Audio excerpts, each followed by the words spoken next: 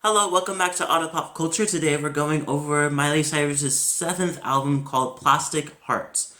So, I am a huge fan of Miley Cyrus. I love her sound. I love bangers. I love Can't Be Tamed. I decently liked Younger Now.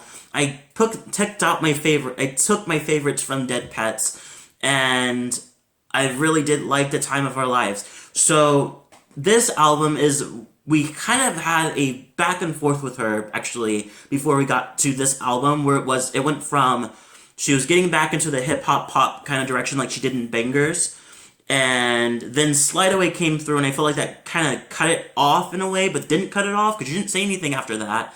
And then all of a sudden we got Midnight Sky, which was more of a rocky disco kind of direction, or sorry, was more of a disco direction, and then we got after that we got Prisoner, which was another, it was kind of a rock pop direction, and she's like, this is it, this is my sound, and all of a sudden her album came out immediately. It felt very Dead Pets, or just like, oh, there's an album. And so you're like, okay, well, I'm gonna get into this album now it's out, and so I was not expecting this.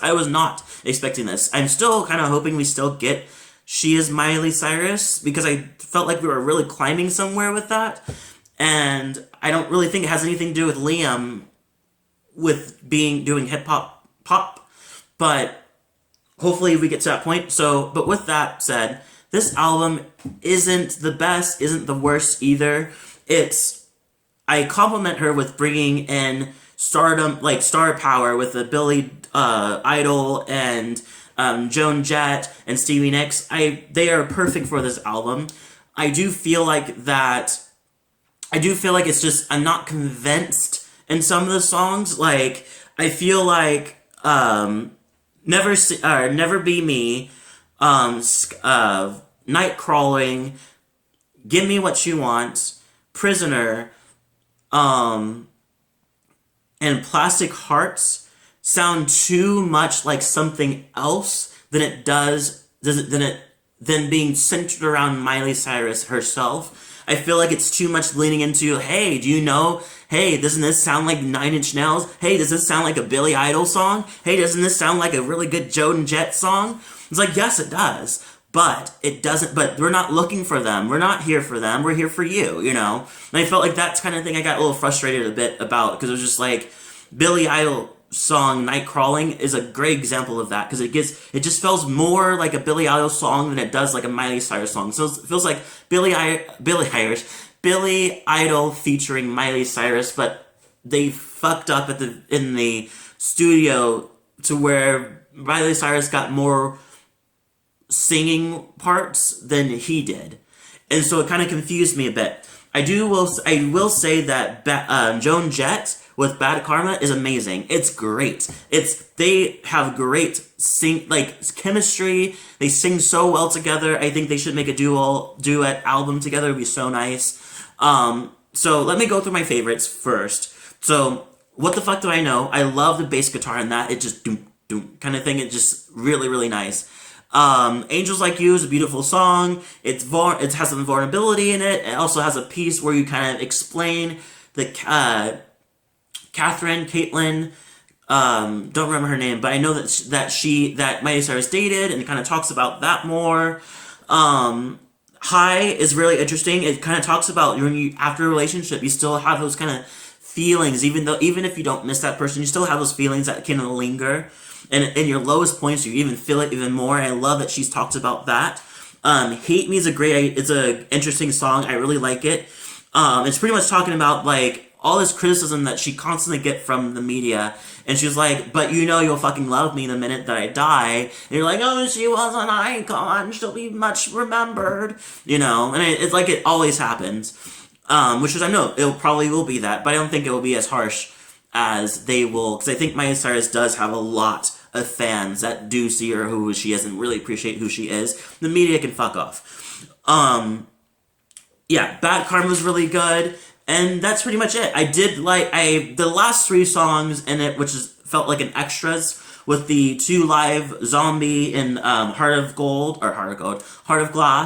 and Edge of Midnight remix with Stevie Nicks was really, really fun. I love a good, not crossover, mashup. I love a good mashup.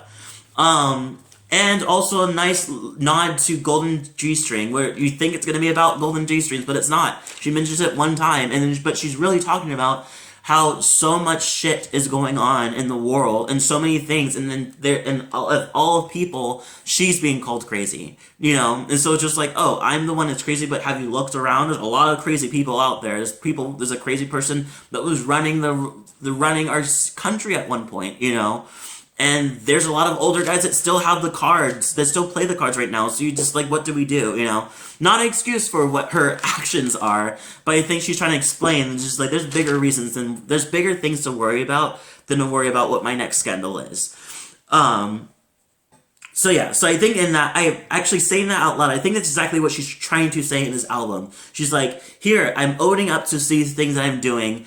I am who I am. I do make mistakes. I am a hot mess. Like, some days I'm a hot mess, some days I kill it. It's just who I am. You take it or leave it. You be the judge of what it is. But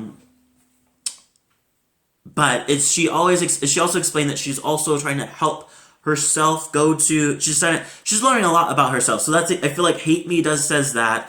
I feel like Never Be Me says that, when she's like, if you're looking for somebody to do this, be this person, that's not me. I'm gonna be officially me. I will point out that Never Be Me is a little kind of, what's the word I'm looking for? It kind of goes back and forth between saying one thing but really going to another one. So she says, but if you're looking for stable, or if you're looking for faithful, that'll never be me. But then at the end of it, she says, I'll be by your side, at least for a while. If you think I'm somebody that give up and leave, that'll never be me.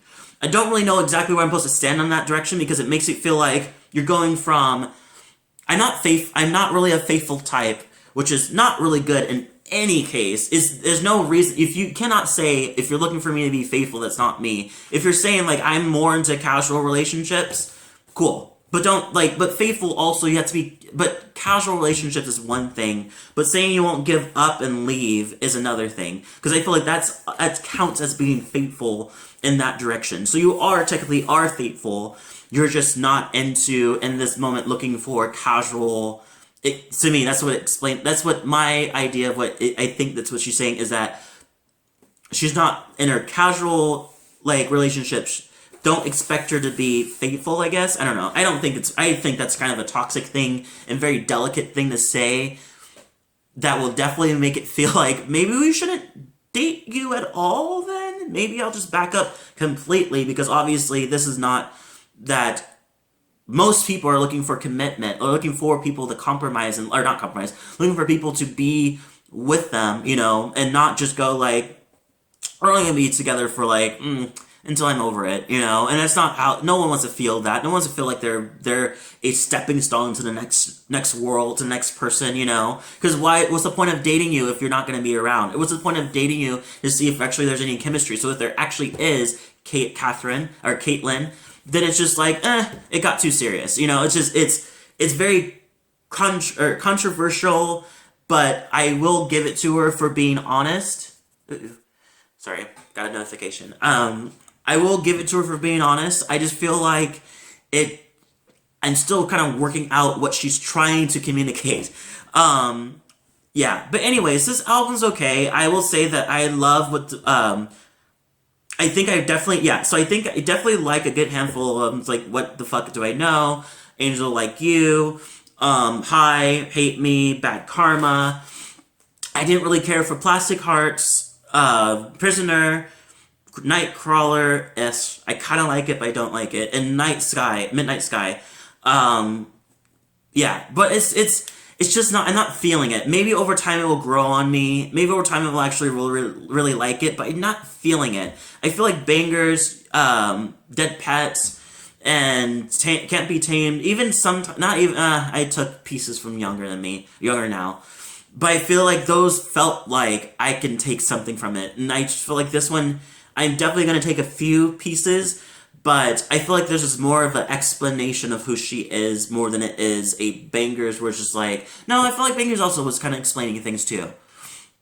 I don't know. I'm still trying to figure out, to be honest, I'm still trying to figure out exactly how I feel about this album. I have a very lukewarm feel to it at this moment, so it might change. But leave a comment below, tell me what you think about it. What's your say on this album? I give this a 6 out of 10. Yes, I give this a 6 out of 10. That's just how I feel right now. I will see how I feel later on. It might change. I might actually come back with another video saying, I actually do love it. But for right now, it's okay to me. Minus the parts that I really, really like. Leave a comment below, tell me what you thought. If you liked the album, let me know. If you didn't like the album, let me know too. And don't forget to like, subscribe, hit the notification bell so you get more of my videos. And I'll see you all in the next video.